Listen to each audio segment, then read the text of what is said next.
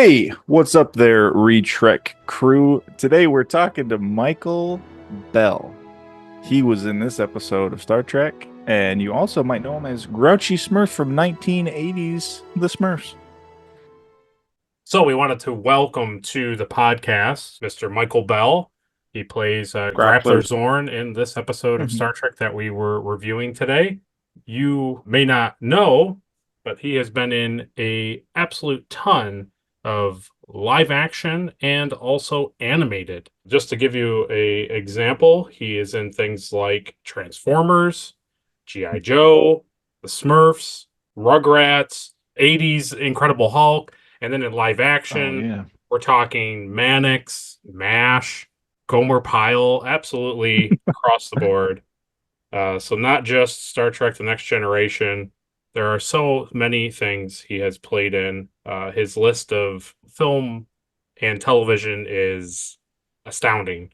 I was really, really amazed because as a fan of Star Trek, I knew that you were in Deep Space Nine, and I knew that you were in The Next Generation, and I knew you had done some animated work, but I didn't realize your catalog had gone all the way back to shows that are iconic. I mean, just absolutely Mhm. When the Earth was still cooling. iconic. Well, maybe not quite, right? No. So the question we wanted to ask you was, how did you first get into Hollywood? Like, what helped you get into acting? Well, I've been acting, been training pretty much all my life. Okay. Went to Hollywood, and I didn't, I didn't get picked up on until I was well into my 30s. Um, just went out on auditions, did little theater, lots of theater, going to little theater. That's all you can do, and worked at as many manual jobs as I could work at to make a living, from cleaning toilets to working as an usher at Grauman's Chinese Theater, selling clothes. I, I was uh, I worked at one of those drive-ins where you on skates where you go back and forth and you serve people. Okay. Oh wow. I did all that stuff. Yeah, I had to keep alive. So Yeah. eventually, I was working an answering service, and in an answering service, and the guy who ran it said, "I got to introduce you to some people," because he was an actor. He introduced me to a casting director, and I wound up doing a television show, which was just great for me. And then the Army called because I volunteered for the draft, Okay. Hmm. and I once I got out, I started to work. Wow. You were born in Brooklyn? Yeah, Brooklyn, New York. Yeah, That's cool. yeah. So you didn't get into acting until you were in your 30s. So you left New York probably pretty early. I left.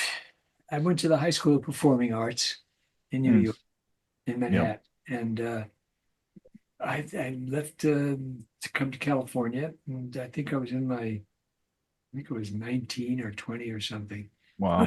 Hmm. Everything is foggy looking back, but I think that was pretty much it. And stayed with an elderly aunt and uncle Hmm. who lived out here, and then went to work at those different jobs, and then went to work at Grauman's Chinese Theater. Wow. Yeah, that's cool. It's cool. I When we tell people that we live in New York, everyone says, "Oh, I don't know how you live in the city." And it's like, well, actually, we live more towards like Adirondacks area, so it's yeah. very not the city. All different bag. But Yeah. yeah, but that's cool. Like growing up in New York. See, I can't imagine what that's like. But Yeah. went to It's cool. well, Brooklyn was Brooklyn was small town at that time. Yeah, But New York, I went to school every single day for 4 years on the train. yeah, that's awesome. Every morning, we Yeah. took the train to 46th Street between Broadway and Sixth Avenue, performing Yeah, arts. yeah, And that's cool. connected with a couple of people who were a year ahead of me, like Suzanne Plachette, who I Oh, knew okay. when I Oh, went to school. And I came out once I started to work here, and I ran into her. I said, "Michael Bell from Performing Arts." She went, "Oh my God, how are you?" And it was so great. Wow. Yeah. Man, Brooklyn in the what would it be? The 40s? Would it be 50s? Let's see, 19, I was born 38, so you figure Yeah. 38 from yeah. 1930 to Yeah. 1960 something, 50 something, 50, yeah. It's changed. It's changed a lot down there. Even now, it's way different. Oh yeah. Oh yeah. I visited. I went with my daughter She said, I want to see where you were born and raised. And I said, get a load this. I don't even recognize it. Yeah, it's Yeah, I completely, can't. yeah. Yeah. Well, it looks awful. Yeah, sadly. So was Gomer Pyle the first like, or no, I see here damaged goods maybe. Oh, damage goods. We don't talk about damage goods. Okay. No. Damage goods. Okay. I made $100 a week. I think we worked for 2 weeks. We did it in Banning, California. It is an Wow. underground film. It is a film now that people, it is just to invite people over and download damage goods and get stoned. It is absolutely, I mean, I look at that and think if anybody looked at that and said, he doesn't have a career, he'll never go Oh anywhere. no. Oh, Because man. I play a young guy who gets clapped. Really? Yeah. Really? And I play the doctor. I would grow up and become a doctor, and I talk about the horrors of having sex before marriage. Me of all Wow. people. I mean, Wow. it's just Wow. it's such a goofy film. The only good thing about it was a very beautiful young girl in there named Dolores Faith, who Okay. eventually I went with for a period of time. She's a beautiful, Huh. beautiful girl. It was nice, which was like Yeah. a feather in my cap. He was this tall, goofy guy with big ears, guy with this beautiful girl. And then I went in the army. Yeah. Oh, that's funny. So then was Gomer Pyle then after that? Well, after that, yeah, Gomer Yeah. Pyle, all the shows after that. I think in my IMDb they start me in the 50s, and I didn't start in the 50s. Hmm. My career began in the 60s, and I think Damaged Goods. I did a soap opera, which is not listed in my career. On my Oh, credit. really? Oh, Wow. okay. Yeah, I did a thing called Morning Star for Oh, I NBC. think I've heard of it. Yeah, okay. And then I did a movie called War is Hell. Hmm. And that was the film that what's his name who killed our president, who killed Kennedy. Lee Harvey Oswald. Lee Harvey Oswald went to see the film War is Hell after he shot Kennedy. He hid in the theater. Oh, wow. It's Oh. in the congressional record. War is Hell is in the congressional record. That's Wow. crazy. It's a hell of a claim to fame. But Yeah. Yeah. But I mean, hey. Yep. That's amazing. I mean, you are on so many, and I went back and watched some of these like episodes and stuff just to see, and it's really impressive because sometimes you're just there in the background, but a lot of times you have like full parts. well, I guest starred on oh God, a couple hundred shows. Yeah. Three's Company, as you Yeah, know. right. San Francisco a couple of times, Ironsides a couple of times. I was under contract eventually to Universal Studios, so Hmm. they starred me in a lot of their television shows. Yeah, it's very clear that they were using you a lot. Yeah, that I was I was a character actor. You know, Okay. I was Mhm. at Universal, MGM. I tested for MGM, and they said they were going to go with me, but they said I was too close to Tim Hutton, I think it was. Oh. Jim Hutton. And tall, gawky, whatever. They only have certain types, but I I came see. real close. Oh, And at Universal Studios, they said, yeah. And then, of course, I got a call to audition for the Bob Newhart show, and then to Yeah. audition for MASH. MASH. Yeah. mhm. Tested for both roles, and then it was back and forth which one I wanted, and I made the decision to go, I think, with MASH. Yeah. He said I was too close to Alan Alda, so that fell through. And then Bob Newhart liked this other guy personally. He had met him, he knew him, was friendly with him. He said he picked him. So I lost both those shows. But Wow. eventually I got on MASH eventually. Eventually I get started on MASH. So when you were getting picked up for these multiple character roles, how did you end up getting into voiceover work? Like how did you branch from the two? Because I know back then it wasn't as easy to kind of do Transfer. one. Yeah. Yeah. I was doing okay and on camera. I'd done Get Smart and I'd done all these different shows. Right. And I met a gal who was doing voiceovers at the time. She's a very funny woman, Joni Gerber, who's passed, and top voiceover in the industry. And then we went together, and she said, Mikey, you do all these characters. You're never going to get to play the characters you want to play on camera. you do so much stuff. You're just going to be playing the bad guys almost all Wow. the time, and in commercials you'll be the dad or the goofy boyfriend over the dog. I mean, you get a chance to do the stuff that you want to do. And so she brought me into a session with Mel Blanc Oh, wow. Okay. Wow. because she was working for Mel a lot and for Noel Blanc, son. And she said, I'm bringing Mikey Bell in. And said, okay. They said, sure. So I went to the house and he said, Noel said, hey, you want to go in the booth with Dad? Dad being Mel Blanc. Wow. Wow. Think Wow. of think of that. I mean, I'm still, I'm still in Right. and I went, Mel Blanc. And I said, hey, and he says, hey, how you doing? I said, hi, good to meet you. And then Noel said, all right, Dad, here's the script. They give us both the script. And I'm a young boy and I'm buying a rug from an East Indian man. And I said, okay, so, and Mel starts and he says, no, Dad, no, he's East Indian. You sound like an American Indian. Make an East Indian. So we started getting, no, Dad, no, an East Indian. We started getting, he said, Dad, he said, all right, never mind. Mike, can you do East Indian? Wow. And I said, yes. And I thought, oh God. Mel, I said, is that okay? He said, oh, sure, go, boy, chick, sure, go ahead, play the other role. I said, okay. And I did it. And it went, and he said, great. And I felt so elated. And I came home and I said, I just beat Mel Blanc out of a job. I can't Yeah. believe it. And then Mel and I have actually worked together on Speed Buggy. Yeah. Yeah. Oh, Right. okay. Yeah. That's funny. That is, yeah. So there was no like conflict between Universal and Warner Brothers then, because I know unless Mel wasn't working for. No, when you do radio stuff, no, there's no conflict when you do. Okay. Never, there's never a conflict. Good. No. Yeah. Cool. Hmm. Yeah. Wow. Mel Blanc. Yeah. That's pretty funny. That's a cool. Magic. That's like in my opinion, I think it's pretty fantastic to have somebody of that caliber. Like you're taking his job from him. That's pretty amazing. It was just, we switched, and I said, I can't believe that he said it was okay, because some people might take umbrage. He's, or fight and say, well, no, I can do it. Show me what to do. It's so cool. He said, go, because I had studied dialects, which is what Joni brought me in. She says, you do so many different dialects. Oh, And not many actors at that time in voiceover were doing dialects. yeah. Silly little characters. Okay, you little tiny Yeah. boy. Yeah. I can Yeah. totally. And I suddenly came up because I'd studied it. I trained for it. So, yeah.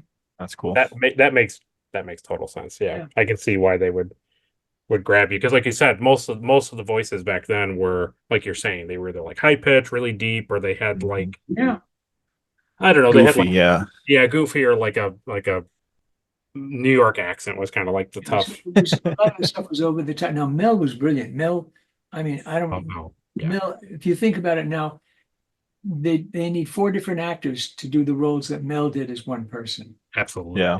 These guys Yeah. are my friends and they're very talented, but you need someone to do Porky Pig and someone to do Yosemite Sam and somebody else to do, the Sylvester Cat, and then somebody else who does Bugs Bunny, because they don't do all of those. He did it all and he sang top. Yeah, Yeah. right.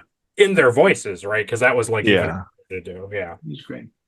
I mean, you go through absolutely iconic 80s television series and of animated and live action, and then we get you to Star Trek: The Next Generation. Right. So, did you audition for that, or did they know you from something else? Well, Corey Allen was directing, and I knew Corey from years back. I had done a couple of plays and got to meet Corey when he was directing plays, and we weren't close friends, but we were friends.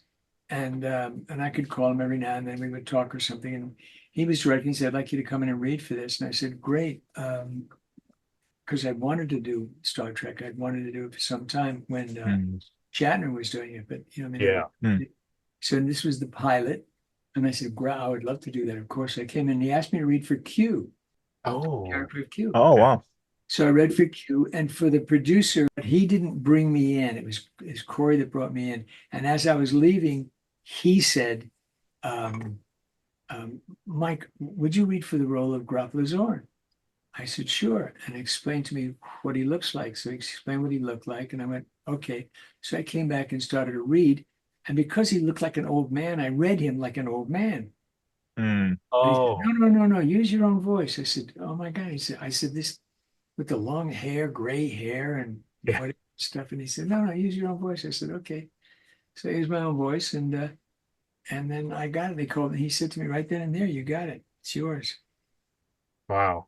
So Gene Roddenberry Mm. said, so when I went back in, he said, okay, you're it. I said, I got it. He said, yeah. Wow. Well, and because normally today they would use a celebrity. They would have a celebrity do these things, but then they just Mm. wanted actors. So I said, even though uh, I made things miserable for you in a pilot called Then Came Bronson with Michael Parks, and Oh, he said, oh, I remember that. No, not to worry, because he was Parks was a wonderful actor, but then he was a nasty kid. He was Wow. just a nasty parvenu, handsome kid who was on his way up, the next Brando or the next James Dean. Okay. Such a putz, but but he's such a fine actor. He's an old dude, but he's such a fine actor. But we just didn't. We got into it, and I Yeah. walked off the set. I said, "Okay, that's it. This is how you want to act, schmuck." I'm walking off the set, and I walked off the set, and the Wow. director came running down, and he said, "Oh my God, what are we gonna do?" I said, "Hey, once he learns his lines, I'll be fine." And there was, and Roddenberry remembered, and he said, "No sweat, not to worry." I said, "Okay, cool, I love it." I wound up Wow. doing the show. Yeah. Wow. that's great. I was gonna ask you if you had like a personal interaction with Gene on set. I know he was getting right. He was getting sick at about this time, wasn't he? Will? I think he was starting to get sick, but I mean, Mr. Bell would know better. Yeah, Mm. no, so he was at that time in the casting, and he was fine. I don't think we Mm. met or saw each other after that. I don't recall, but Oh, I do okay. know that when they had a scene, as you recall, if you remember, Groppler Zorn gets invisible creature picks him up and begins to juggle Mm. him around when he Oh, brings yeah. me with him. So they had to lift me up on guide wires. They had to lift me up on wires, Oh, okay. and I said, I'd like to bring my own stuntman in, who was a friend of mine, Roger. Oh. They said, well, you really don't need a stuntman. I said, yeah, I would like to have him there just in case. So they dressed him up as well. And he said, Wow. I want a mattress underneath down here because we're lifting Michael and I'm horizontal and they're going to lift me up like this. And I'm about Uh-huh. 6 or 7 feet off the floor and I'm lying out flat and I'm struggling and crying and let me down, whatever, etc. Yeah, yeah, yeah. And they said the guy who was the stunt coordinator says, "There's no problem. I know what I'm doing. I've been done this many times." He said, "Look, I have flown Lucille Ball." I said, "Yeah, but her balls are Wow. different than mine." Yeah, yeah, yeah. He said, "So do me a favor and listen to what Roger said." So they put the mattress down and they lifted me up and I'm struggling. And wouldn't you know, the damn thing snapped and I came Oh my God. down right Oh. on the mat Oh. and I lied there. I didn't move. And I didn't Wow. say a word. I didn't say a word. And I heard people shuffling over. Bruce came over, and somebody else came over, and then somebody else. Ah. And I hear him going, "Is he okay, Mike? Is he all right? Jesus, oh my God, is he okay, Mike? Mike?" And I woke up and I went, "I see a series in my future." And they said, you son of a bitch. I mean, they were really scared the crap out of me. I said, "This place is going to be a parking lot tomorrow if I don't get a job." They gave me deep space. Oh, yeah, absolutely. Absolutely. That's awesome. Yeah. Wow, that's a great story. Yeah. Of course that it would snap on you too, you know. Mhm. I have the Oh, that's original funny. script. I have that script from that pilot. I don't know. I have it here somewhere. I don't know why I took it home. Mm. Oh, wow. Yeah. How early did you end up getting it? Like, I know that they filmed, but like how early in advance did you get the script? Oh, probably a day or two, 3 days, Yeah, okay. two or That's what I 3 days. Yeah. You have to be a quick study when you're doing television. Hmm. Yeah, because yeah, yeah, they have like a really fast turnaround from what I understand, and Yeah, it is. Yeah. it's I've heard a lot of other Star people who have been on Star Trek say that you have to be very word perfect with the script. Yeah. You can't improvise a great deal. You can play a little bit, but you can't change the Hmm. dialogue. You got people that have written this stuff, and they're the writers, you're the actor. You're just they got you're like a puppet, As long as Yeah. you're a talented puppet, Huh. still a puppet. Caleb hasn't gotten, so he's watching Star Trek for the first time, and he hasn't gotten to Deep Space Nine. So when you pop back up in Deep Space Nine, that'll be a fun treat for him too. Who's not watching Deep Space Nine? So Caleb here, my co-host, he's going through Star Trek for the first time. Oh, you are? Oh, really? Okay. Yeah. Cool. Okay, cool. Yeah, my mom always watched it like growing up, but I was too cool for it. So Too cool for Deep Space Nine. yeah, but now I'm going back through and I've watched it all the way from the original series and I've seen all of Enterprise and yeah, so I'm having fun. Yeah, I'm enjoying it. No, it is fun. And there's in Deep Space Nine, I did 2 segments. I did one I was a creature, one I was a Bajoran. I have the nose. I still have the nose. They gave me the Oh nose. wow. I have a plastic thing. That's cool. And the creature, it was an interesting thing. I wasn't aware that they were going to have to. I thought they would just, do silly stuff. But what they did was he poured this glunk all over. He told me he was going to do. He's going to pour glunk, this stuff all over my head. Oh. He's going to pour over. So he said, "Are you claustrophobic?" And I said, "No." And he said, "Okay, great." He's because this is very claustrophobic. I mean, it really gets scary. So something from my mouth and something from my nose, and they poured this like syrup, thick stuff over my head. And you hear yourself going, I can't. I said, "Yeah, I'm fine." Okay, great. I'm thinking, I can hear my heart going. Don't think bad thoughts. Think you're out in the sunshine. Oh my God. Oh my God. And then finally, eventually he lifted it off. I said, "Has anybody ever panicked?" He said, "Oh yeah, we've had actors go, I can't do this." They would start to rip it off and they'd have to recast. So they did that. And they made the mask and he did all this kind of fun stuff like a pharaoh or creature kind of whatever, lots of beads and crap. And then I wore lifts, these lifted shoes. Oh, okay. Yes. Okay. 7, 8 feet tall. Is that 8 or 9 feet tall? And then I had to go to lunch, and you can't take the makeup off when you go to lunch. No, of course not. I'm stomping down through Paramount for a lunch break. Great. And I hear a voice going, "Daddy?" And my wife and daughter are visiting the set. But how the heck did she recognize me? I'm like, wow, like Frankenstein. She goes, "Daddy," and I think she's a little kid, and she recognized me. That is cool. So funny. So when we get on the set, he said, "You're going to have these. When you get a chance to see this, you're going to have these like blow up things on the side of your neck." He said, and Mike was at the other end, who was the guy who made my makeup, and he's at the other end. He's got a tube attached to it down my clothes to that. When I get angry, it flares up and it keeps flaring. I can't see it. I've never seen the show. So I play a Gila fight or whatever the heck it is. And it blows up. And he's at the other end. And I see him squatting there. And I'm getting angry. And he's going, hello? And then when they went cut, and Corey Allen said, because Corey did that one too, and he said, "So how'd that go?" He went, "Great." And I said, "Mike, best blowjob I ever had." Blaze just went crazy. Absolutely. Oh my gosh. This is Mike Westmore from the famous Westmore, like Ern Westmore and Perce Westmore, famous people through the years, very famous makeup. You ever see the name Westmore? He was the great grandson, whatever. Now, wonderful guy. But, okay, yeah, because that's right. The family goes, way back. Yeah. Man, I've seen so many actors like they'll show the behind the scenes thing of getting that like material on them, and how long were you in, like the chair like for that to happen? Like how long did it take? About an hour. Oh, that was about an hour, but it was. But still, and then having it on me, I mean, it's heavy stuff, and it's not a trial. It's not like working in a feather factory, for God's sakes. Right. In a dumpster. It was just very bizarre. Yeah, and you can't see. It's really cool. It was cool though. Yeah, that is cool.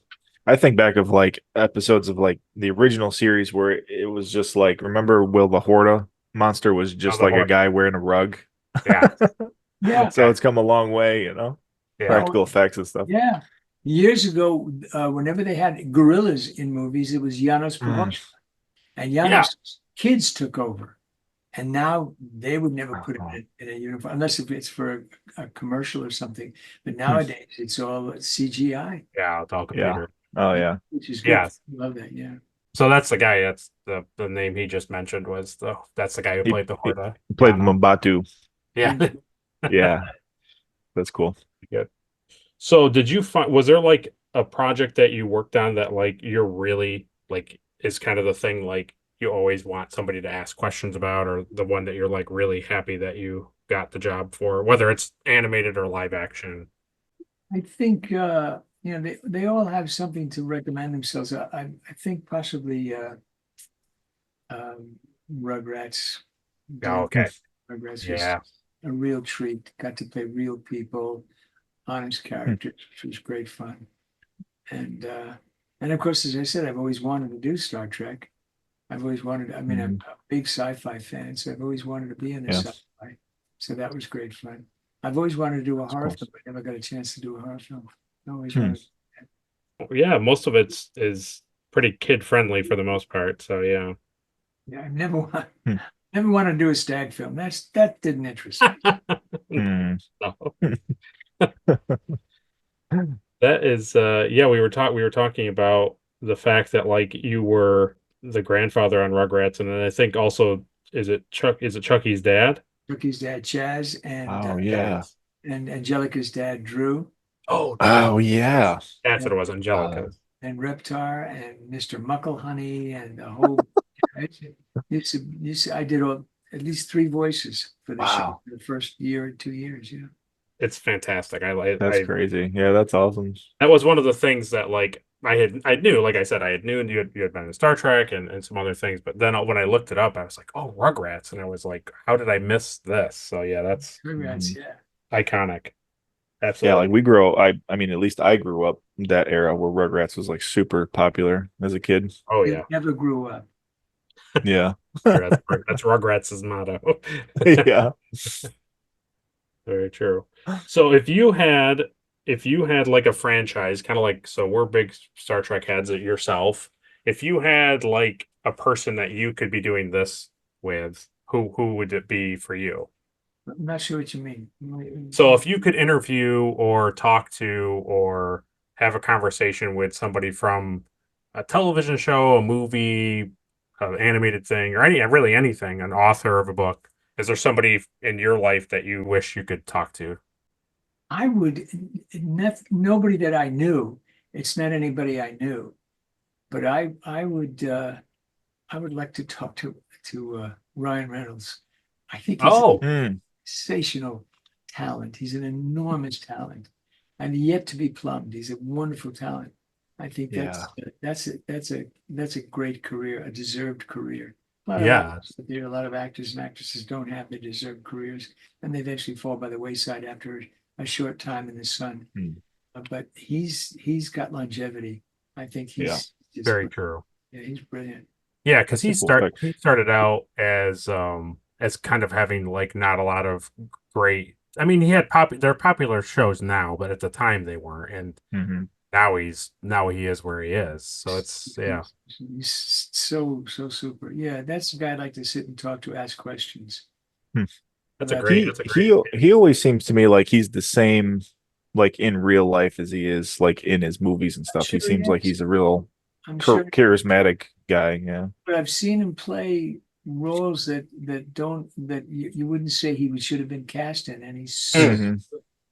he does them anyway. He's so good. He really, yeah. I think he's a class act. That's Yeah. what you. Yeah. that's great. And he got Hugh Jackman to come back as Wolverine. So how can you go wrong? Love that movie so much. I mean, it's very rare that I laughed out loud in a movie.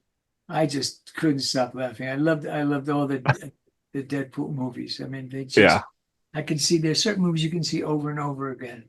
It's true. Mhm. Certain horror Very, very movies, certain Yeah. sci-fi movies, and certain comedies, and that's very rare for me to laugh out loud. And he made. Yeah. You're very right. Like I find nowadays that most comedies don't hit the same note, and No. like the older films did, even like 10 years ago. Yeah. So yeah, I think when I looked it up, it said I saw that you are going to be at RetroCon 2024 on September 7th and 8th Hmm. at the Greater Philly Expo Center in, it says Oaks, Pennsylvania, but when I looked it up, it saes Phoenixville, Pennsylvania, but basically the same thing. Probably like a subborough or something of Philly. Yeah, it must be. Yeah. Yeah. After that, I'm going to go in October Oh, to Voltron Con. oh, Yeah, that's coming up in Indianapolis. Indianapolis. I think it's called Voltron. Voltron. Yeah, That's awesome. If yeah. you don't mind me asking, who did you play in Voltron?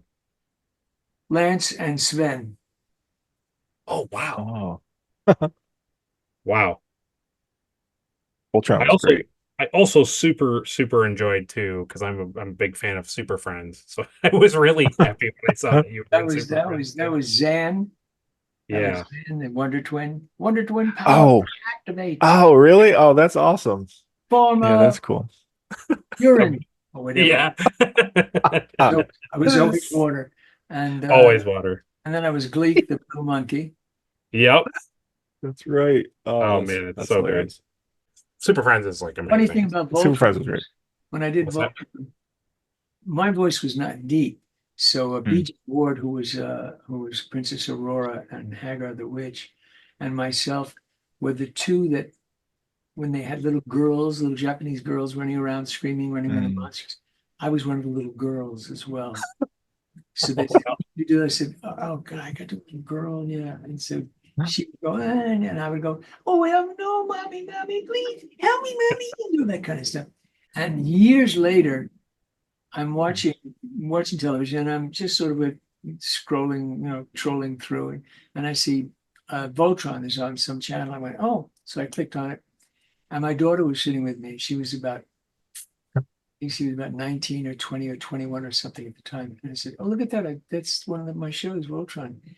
And it just happened to be that freaking show with the little girls. With the little girls. Oh no. The girls are running and they're screaming, and the monster's chasing them.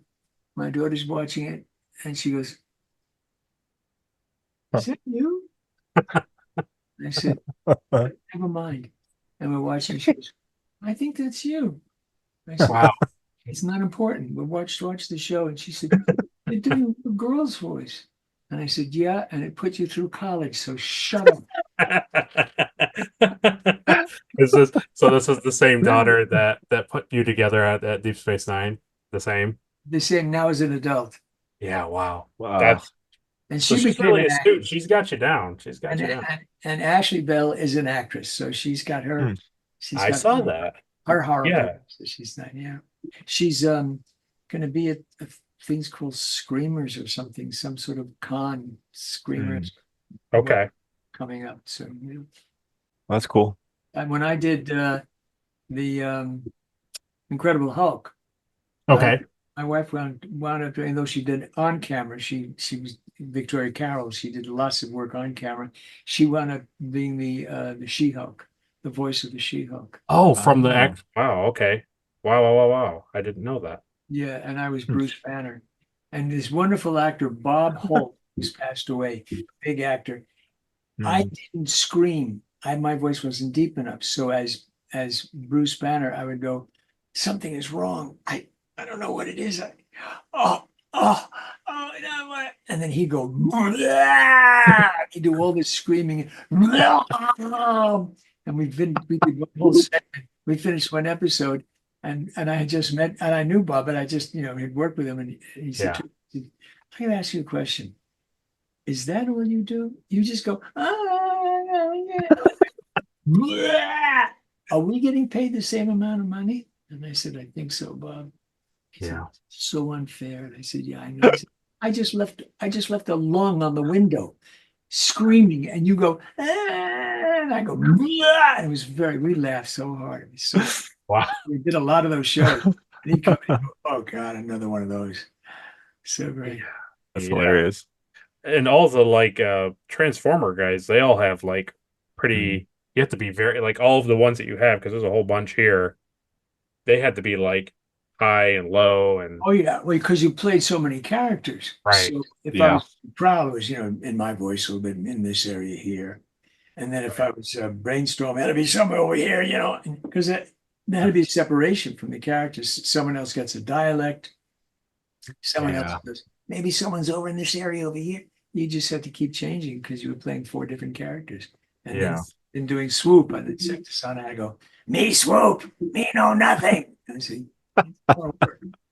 Absolutely fantastic. That's awesome. It's been an absolute delight speaking with you. I really appreciate we got this to work out. What an absolute treat. It's not only is it great to have like somebody from Star Trek alum like on, but then also like this amazing animated cartoon voice actor on top maybe of it. one And then on of top of it, a wonderful perfect character actor, as you said. So maybe one of these days, one of the developers will watch these things and invite me to do a Star Trek convention because they've yet to do it. really, Oh, really? that's sad, Dad. That's yeah. I Buddy don't know of why. I had a buddy who guested on Star Trek. He just had a guest role I did the pilot for God's sakes. Guest starred on the Yeah. pilot. He guest Yeah. starred in one of the later shows on that, and he did a con in Paris, and he's got here, he's got. I said, I can't get Gaza, I can't get Israel, I can't get Fallujah con. I said, I can't get a con, I can't get a Star Trek con. They're not going to invite me. And this is the That's thing. The funny. thing that's crazy to me is like, okay, we have the opening credits and the whole main cast is there, but you're literally second in the thing. Yeah, Your name Yeah. is second right after John Delancey. It's like that's crazy that nobody reaches out. It's so crazy. Yeah. My agent said he's tried. And they said, well, Huh. if he wants to set up his own table and fly out on his own, I said, no, I'm not going to do that No, yeah. No, for anybody. it's But the pilot. Like it's the like I Yeah. don't. And also, you've played other characters in Deep Space Nine. It's not like you were one throw off kind of. Mhm. Yeah, it that's, wasn't a that's one-off. Yeah, exactly. So yeah, that's lame. that's funny. So here in New York, like an hour north of us is Ticonderoga, Yeah. and they have that guy up there has built like a set, but he has people all the time come up there. Sure. Really? That place is pretty great. Yeah. Yeah. Is It's it in common? downtown Ticonderoga, and he rebuilt the original Bill Shatner Enterprise, like the Oh, whole yeah. sound stage is built. He rebuilt it. Oh, But he's working on next gen. You know what's funny is you may have actually interacted with him because he worked on Next Gen. James Crawley, he was like the costume designer for the show for like the first couple seasons or something. he did it. Then he designed my costume as Groppler. He Hmm. must have designed the costume. Yeah. Yeah. I'd have to look specifically, but yeah, I don't know. We'll have to. Yeah. That's fine. They like guests up there. I don't know. I don't know. Yeah. Well, safe travels to Pennsylvania and Indianapolis, and Mhm. again, tremendous thank you for joining us. It Thanks. was Thanks for I asking. mean, That's cool. phenomenal. I was happy to reach out, and it was even more of a happy accident when I looked and I was like, oh wow, like more than I possibly could imagine. So it was Well, great. this is really a treat. Thank you so much, and have a great one, guys. Yeah, have You a too. great rest of your day. Thank you again, Mr. Bell. Thanks, Michael. Bye-bye. You got it. So that was pretty special to have our first Star Trek alum guest on our podcast. Pretty amazing. Our thanks to Mr. Bell for joining. And make sure if you're in the Oaks, Pennsylvania area to catch him at RetroCon 2024 this weekend and at the end of October in Indianapolis. This podcast will be a part of our Retrek review this Sunday, so you can listen to it again there if you'd like.